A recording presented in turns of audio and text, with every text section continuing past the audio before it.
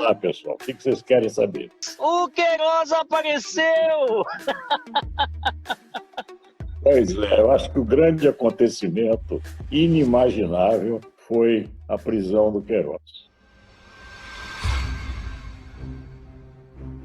Finalmente pegaram o Peixão, o calcanhar de Aquiles e o laranja da família Bolsonaro. O melhor de tudo não foi pegar o Queiroz, foi pegar o Queiroz exatamente na casa do advogado de confiança da família Bolsonaro, que está permanentemente ligado com a família Bolsonaro, cuja última entrevista ele disse que ele conhece tudo da família Bolsonaro. Portanto, é uma pessoa íntima da família Bolsonaro. E é quem estava, até agora, defendendo o Queiroz e o Flávio na questão da rachadinha. Então, gente, pegou na hora certa, na posição certa, no local certo. Nós temos agora uma chance de ouro de aprofundar, de avançar naquilo que são as provas de onde se lambuzou o Flávio Bolsonaro e provavelmente toda a família Bolsonaro.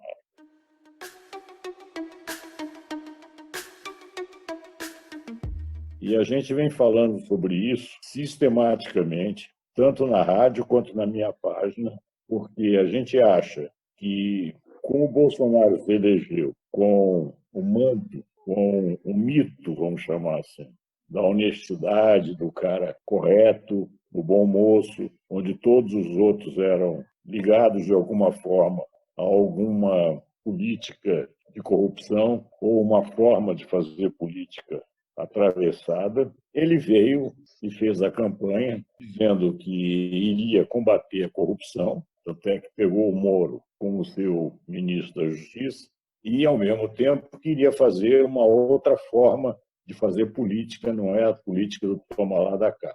E, em questão do último mês, tudo caiu por terra. Se livrou do Moro, porque quis segurar as investigações no Rio de Janeiro contra o Flávio Bolsonaro e Queiroz, e, ao mesmo tempo, caiu no colo do Centrão, que é o que há de pior na política do toma lá da cá, né, como todo mundo sabe. Bolsonaro deixou de ter qualquer argumento a seu favor, e não é à toa que ele está desesperado, ameaçando seguidamente, mais de 10 vezes, que vai dar um golpe. São várias formas de falar isso, mas cão que ladra não morde.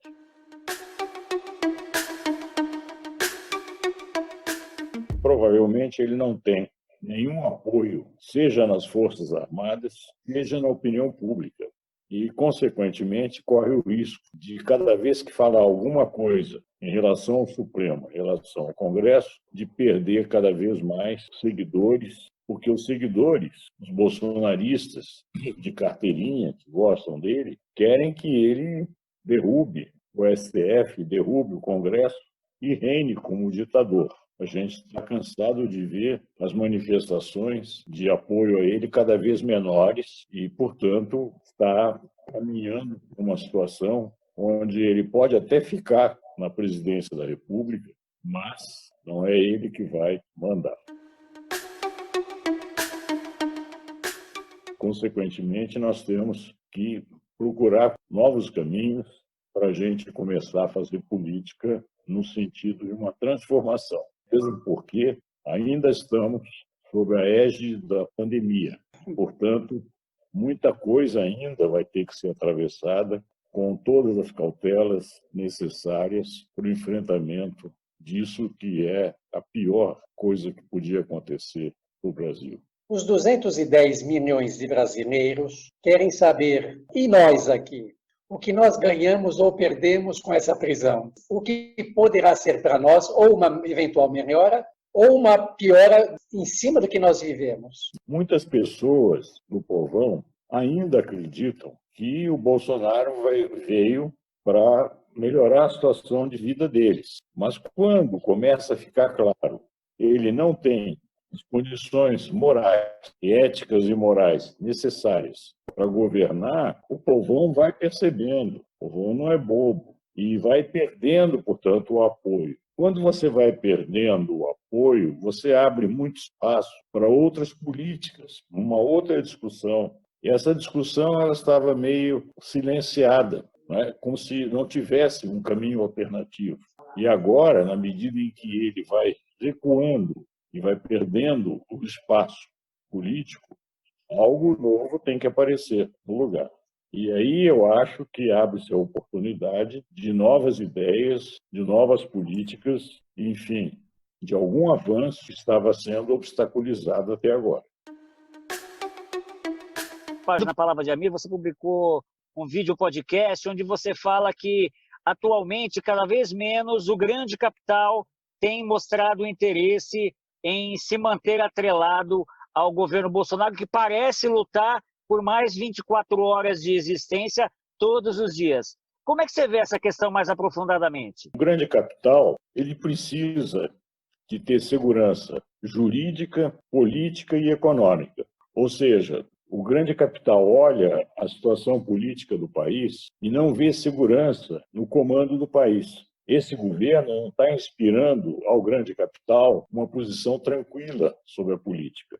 E, portanto, ele que já tinha se afastado dos investimentos aqui no país, retirou muito dinheiro daqui.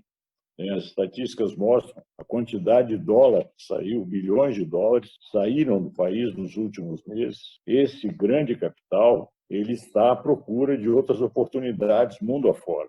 E os capitalistas daqui que têm interesse por empresas que atuam no mercado brasileiro, eles estão querendo outra forma, outra perspectiva.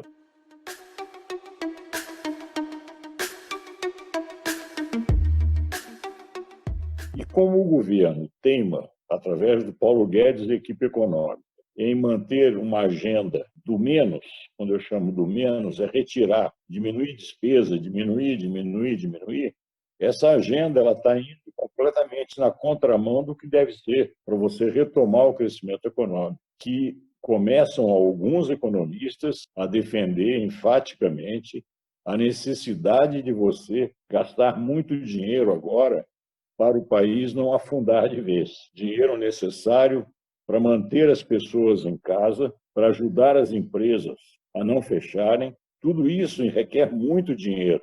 E os economistas começam a perceber que esse muito dinheiro não virá através de dívida, porque isso pode quebrar o país. Virá, como muitos já estão falando, através de emissão monetária, como estão fazendo vários países, e que isso não leva a se ter inflação.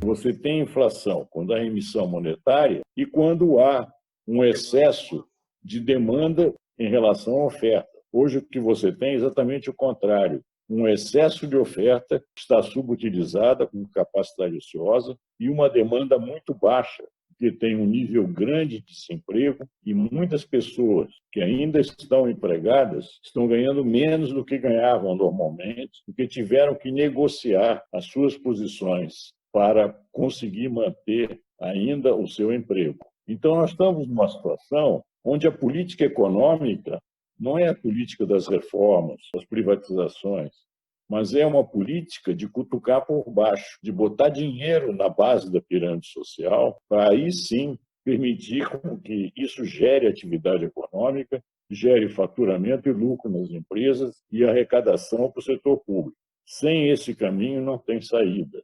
E muitos economistas já estão começando a defender isso que a gente vem falando já há vários meses aqui na nossa página e na rádio.